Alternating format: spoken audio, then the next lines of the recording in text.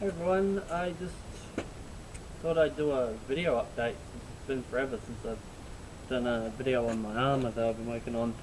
The problem is I've just been prototyping and trying to figure out a lot of really complex stuff and trying to get it all work together. I've been working on two separate projects, but I didn't want to do tutorials on them until I had them both perfect. Because, well, I want them to be as good as they can be and fully functional before I post a tutorial on how to do them. But also because, well, they need to interact with each other and still figuring that out. Thing is, I'm doing just like a medieval articulated arm harness, but with riveted, with like a Manica, you know, the Roman Manica that the gladiators and even soldiers in the army, both auxiliary and I'm pretty sure some auxiliaries are known to have worn it, but as well as it has been found in legionary sites, so there's a lot of evidence that Roman soldiers used as well. You know, the one where it's a whole heap of segmented plates down the arm, all riveted to leather straps, so it's leather strap construction.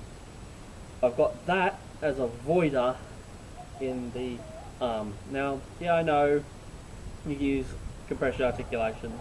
I've got videos of me doing compression articulation, but to be totally honest, it's kind of a pain.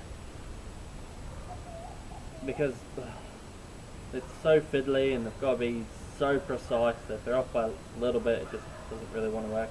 And I figure if you're in a fight and it got smashed in, it would just cease to work pretty quickly, because if it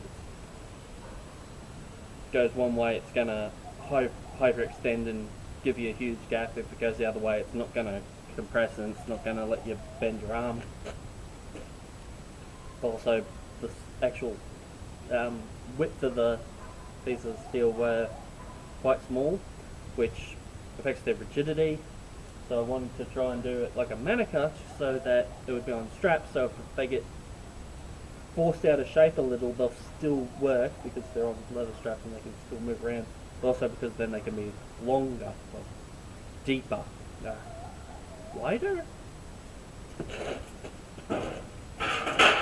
bigger that way. So yeah, so that they can have more material to reinforce them, and of course I can give them I don't know, should I give them a tiny little bit of curvature just to reinforce them? I think I probably should. Not a lot, because that would make it a real pain to get it to all move around and fit underneath each other, and the more curvature you give them, the harder it'll be to get it to all work together. But yeah, just a little bit. Don't do it. Yeah, maybe I can just give them like just a tiny bit of curvature. Maybe even fluting, I don't know. My fluting is horrible. I can't seem to get fluting in straight lines. Otherwise, if I could flute really well, this thing would be fluted like crazy. It'd probably flute the whole thing like Maximilian. But yeah, I needed that. I started by doing the Manica first and then the band brace. Made it a bit too wide. Now I'm going to redo the band brace. I'm redoing this whole thing, by the way, because I want to do a more, you see that's more of a tapered tube. I want to do a more tulip style. Yeah. I want to redo it with much more tulip styled band brace, because I don't know, maybe that'll help with the fit. You know, kind of like a greave, give it a nice skin tight fit, so that, you know, it just stays on a bit better. And I need to get something new to wear underneath of it. I've got I was going to use a shirt. Yeah, no, I'm not using gambeson. I've only got one. Well, I've got two gambesons. One I made myself, and it's absolutely horrible. It actually weighs 5 kilos. Yeah, it's way too big. And another one that's store bought, but can't really.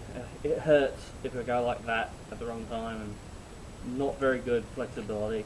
And well, I just don't really think I have the funds to justify getting a custom fit gambeson or acroton made, which really would be the best thing to do. But as soon as I'd rather take that money and buy the new Tobias Catwalk book, to be totally honest. But I just, maybe if I had Patreon or something of that nonsense, I could justify it if I could, people donate money. But yeah, I don't think I'm going to be going for a Patreon or anything like that anytime soon. I just really don't think I don't do videos often enough, and I just don't think I'm good enough to justify it. But yes, this is going to be monstrously rambly. So that was made, but what I really want to do is I want to do an articulated armpit harness. Yeah, you might have noticed I really hate mail. Well, I'm obsessed with the idea of making suits of armor that have no gaps. It's my obsession. But so I started off by my first attempt at an articulated armpit harness was a copy of the Henry VIII's Field of Cloth of Gold foot combat armor. I got a great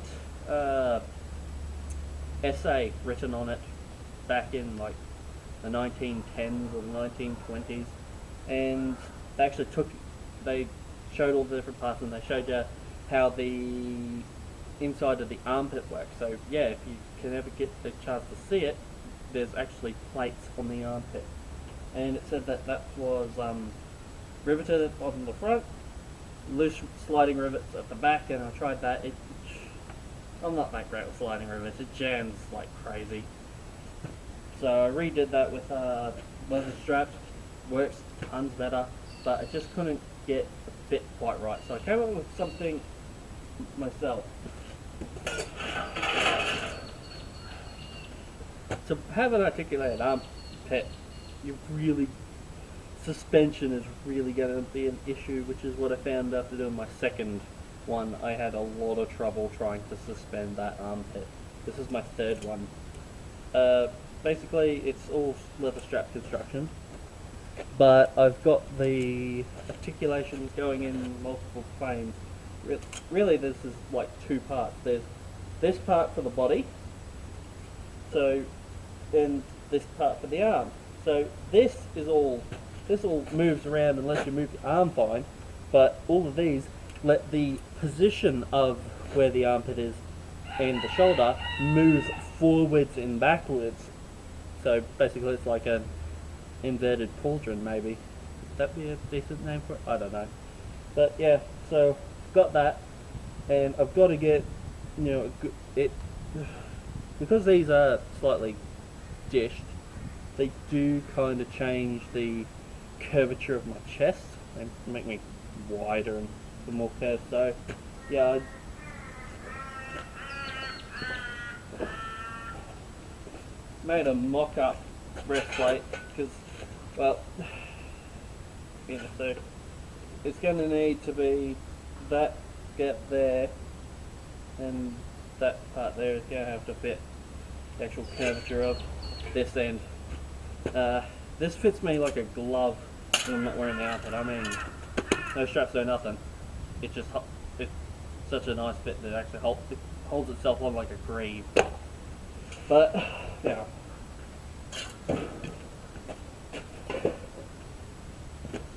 But yeah, not when I've got this thing on, so I'm going to have to make another really nice sleek fitted one. But yeah, the shirt I was using has got too much slack in it, because yeah, I just don't have the money to justify the gambeson. And I'd really love to get a really thin custom fit, like a skin type fit gambeson made, with maybe two or three layers of linen, really nice strong linen, because I don't want really thick padding like you get with a lot of the anatomic groups. I can't help but notice, you see people in like Bella Nations and SCA, they've got all that padding underneath their armor. They seem to be a very, very different shape for historical suits of armor. And as far as I've been able to tell, and through talking to other people, that's got a lot to do with the amount of padding is just way more in modern sports than it was in historical blah blah blah.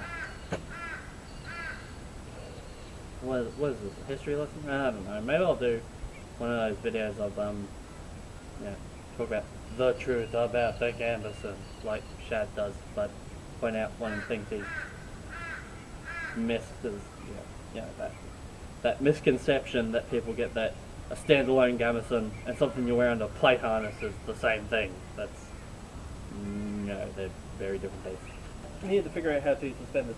For ages, I've been bouncing back and forth between having the arm attached to the armpit and the pauldron. Some surviving examples of armor, the upper rear brace is attached to the pauldron, either via that turny thing. Yes, that's a very good technical term. I've heard it called turner. I've heard it called some rather rude things I probably shouldn't say. If you're a hardcore armor nut, you'll know what I'm talking about. If not, maybe do some research. There's some fancy bits of articulation out there. But I don't know, I've been bouncing between. I'm thinking maybe I might just end up having the arm suspended by itself. I've been having some issues with the arm suspension because it moves around a bit. So now if I attach it there, because this is strap construction, this all just turns around and it seems to work alright. Probably this one. But it's just a little bit too much movement in this arm, and I've been struggling with the arming points.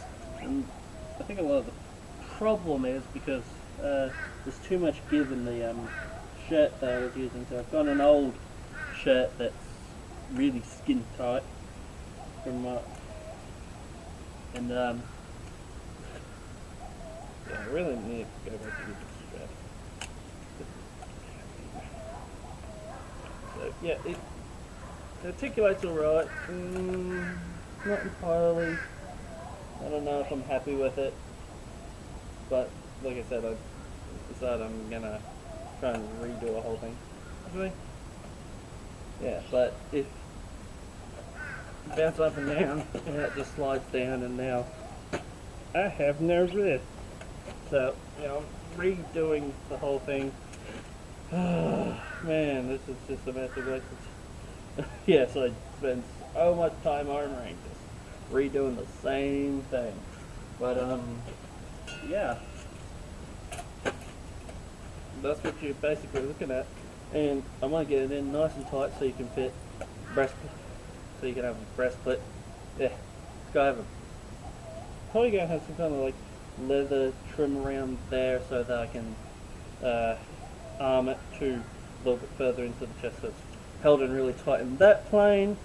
A little bit extra leather up top so I can arm it along here so it's up nice and tight, because if it sags, it really sucks, which is what I found. But blah blah blah.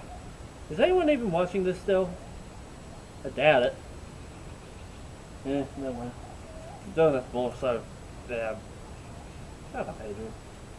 But yeah, that's basically what we're looking at. But if the arm harness is independent, there's a little bit of extra reach. Blah blah blah. Hyperextends, gaps open up.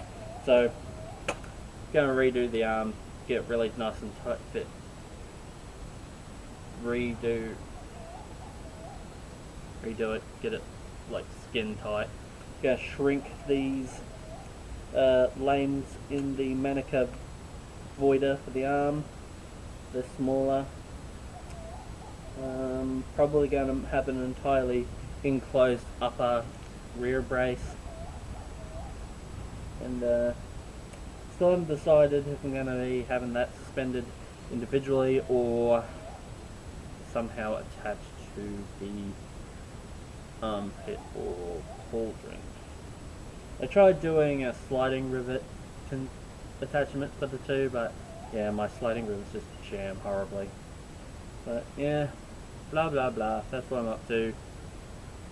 And now I'm basically starting it all over again. It works! This works well enough to be a proof of concept, but really really does need a bit of fine tuning. So, you know, if there's more skilled armourers out there, you could probably pull this off if your skill higher than mine. Especially if you can get the arm to not move around quite so much. Especially if you've got a nice gambeson too.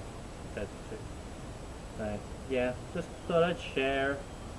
No, quite a number of other armourers have been wanting to see a video on this experimental bit of madness. But yeah, I would like to do a tutorial, but not until I've got it perfect. Well, at least a hell of a lot better than it is now. But alright everyone, see you.